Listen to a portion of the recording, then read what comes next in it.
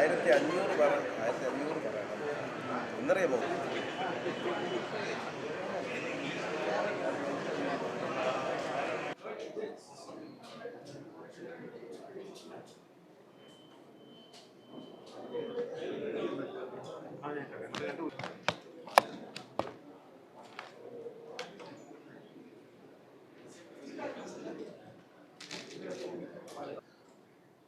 Chairman എന്ന നിലയിൽ ഞാൻ നന്ദി പറയും.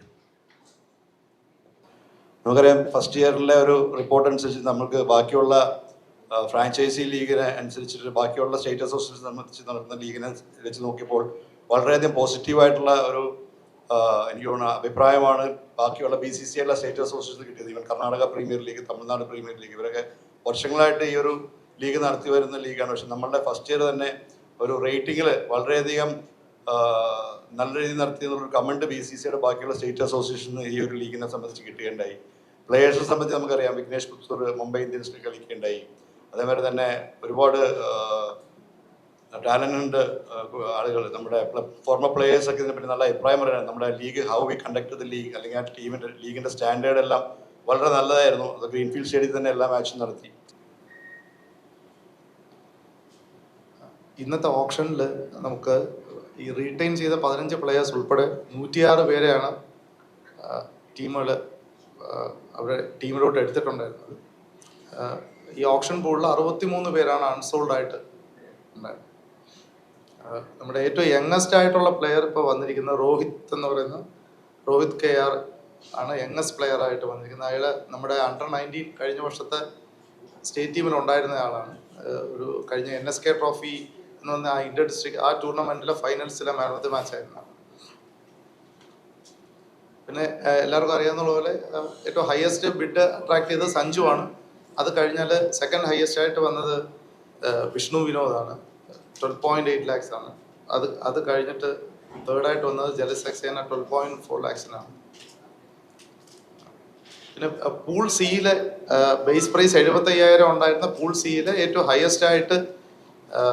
ഹയസ്റ്റ് ബിഡ് കിട്ടിയത് അജിത് V ആണ്. ലെഫ്റ്റ് ആം സ്പിന്നറാണ്. NSK ട്രോഫിയിൽ എറണാകുളം ജില്ലയെ പ്രതിനിധീകരിച്ച് കളിച്ചതാണ്. കഴിഞ്ഞ വർഷവും അയാൾ കാലിക്കറ്റ് ബ്ലൂ സ്റ്റാർസിനാണ് ഉണ്ടായിരുന്നത്.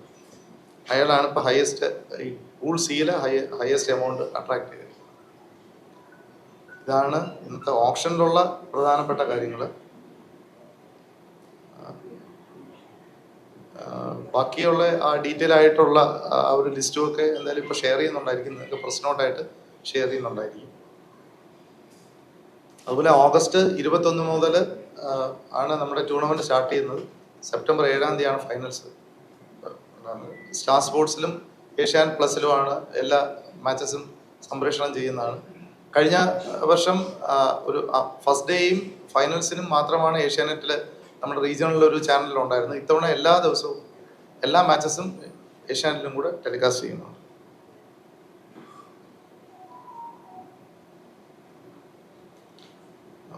നമ്മൾ കഴിഞ്ഞ തവണ ശരിക്കും ഈ വയനാട് ദുരന്തവുമായി ബന്ധപ്പെട്ട് അല്ലാതെ കുറച്ച് ആക്ടിവിറ്റി ഓണവുമായിട്ട് റിലേറ്റ് ചെയ്ത് ലീഗ് നടക്കുന്നതിനെ പറ്റി പ്ലാൻ ചെയ്തിട്ടുണ്ടായിരുന്നു. ഗ്രീൻഫീൽഡ് സ്റ്റേഡിയത്തിൽ കുടുംബശ്രീയുമായിട്ട് സഹകരിച്ച് ഫുഡ് കോർട്ട്, അതുപോലെ കുറച്ച് മറ്റ് ഒരു ഫാൻ എൻഗേജ്മെൻറ്റ് പ്രോഗ്രാംസ് ഒക്കെ പ്ലാൻ ചെയ്തിരുന്നതാണ്. പക്ഷെ കഴിഞ്ഞ വർഷത്തെ ഈ ഒരു വയനാട് ആ ഒരു ദുരന്തം കാരണം നമ്മളെല്ലാ അങ്ങനത്തെ പരിപാടികളും ഗവൺമെൻറ്റും നിർത്തിവെച്ചു. അപ്പോൾ നമ്മൾ അങ്ങനെ ഒരു എൻ്റർടൈൻമെൻറ്റ് പ്രോഗ്രാമുകളായിട്ട് മുന്നോട്ട് പോയിട്ടില്ലായിരുന്നു. പക്ഷെ ഇത്തവണ നമ്മൾ ടൂറിസം ഡിപ്പാർട്ട്മെൻറ്റുമായിട്ടും സംസാരിച്ചിട്ടുണ്ട്. ഈ ലീഗ് നടക്കുന്നതുമായി ബന്ധപ്പെട്ട ഗ്രീൻഫീൽഡ് സ്റ്റേഡിയത്തിൽ കുറച്ചധികം ഈ ഓണം ആയിട്ട് റിലേറ്റ് ചെയ്തുള്ള ഫങ്ഷൻസും അതുപോലെ ഈ ഫുഡ് കോർട്ട് അങ്ങനത്തെ മറ്റ് കാര്യങ്ങളും കൂടെ ചെയ്യാനായിട്ടുള്ളത് നമ്മൾ പറഞ്ഞിട്ടുണ്ട്. അതുപോലെ നമ്മൾ ഈ 20-ാം തീയതി ഈ ജൂലൈ 20-ാം തീയതി നിശാഗന്ധി ഓഡിറ്റോറിയത്തിൽ വെച്ചിട്ട് നമ്മളൊരു KCLൻ്റെ മാസ്കോട്ട് ലോഞ്ച് ചെയ്യുന്നുണ്ട്. നമ്മൾ റെഡ് FM-ഉമായിട്ട് സഹകരിച്ചുകൊണ്ട് ഒരു ട്രോഫി ടൂറും ഈ മാസ്കോട്ട്സിൻ്റെ ടൂറും പ്ലാൻ ചെയ്യുന്നു. അതിൻ്റെ ഡീറ്റെയിൽ നിങ്ങൾക്ക് ഷെയർ ചെയ്യുന്നതായിരിക്കും. ടൂൺസ് ആനിമേഷനുമായിട്ട് നമ്മളിപ്പോൾ ഒരു ടൈപ്പ് ചെയ്തുകൊണ്ട് ഒരു ആനിമേറ്റഡ് വീഡിയോസ് അതുപോലെ അങ്ങനെ കുറച്ച് കാര്യങ്ങൾ യൂട്യൂബ് വഴിയുള്ള കുറച്ച് പ്രൊമോഷൻസൊക്കെ നമ്മൾ ഇത്തവണ പ്ലാൻ ചെയ്യുന്നു. ഇത് കൂടാതെ തന്നെ കഴിഞ്ഞ തവണത്തേക്കാളും വ്യത്യസ്തമായിട്ട് നമ്മുടെ ബ്രാൻഡ് അംബാസഡർ ശ്രീ മോഹൻലാലിൻ്റെ ഇതായിട്ട് കുറച്ച് പ്രോമോ വീഡിയോസും കഴിഞ്ഞ തവണ തന്നെ അധികമായിട്ട് ചെയ്യുന്നുണ്ട്. ഇതൊക്കെയാണ് നമ്മൾ ഈ ഫസ്റ്റ് ഇയറിൽ നിന്ന് ഡിഫറെൻ്റ് ആയിട്ട് സെക്കൻഡ് സീസണിൽ കുറച്ചുകൂടെ ഒരു ഈ ഫാൻസിലോട്ട് കൂടുതൽ എത്തിക്കാനായിട്ടും ആ ഒരു റീച്ച് കിട്ടാനുമായിട്ട് ഇങ്ങനത്തെ കുറച്ച് പ്രോഗ്രാമുകളും കൂടെ നമ്മൾ ചെയ്യുന്നുണ്ട്. പിന്നെ ടൈറ്റിൽ സ്പോൺസർ കഴിഞ്ഞ വർഷത്തെ സെയിം അത് തന്നെയാണ്, ഫെഡറൽ ബാങ്ക് KCL എന്ന് തന്നെ ആയിരിക്കും അറിയപ്പെടുന്നത്.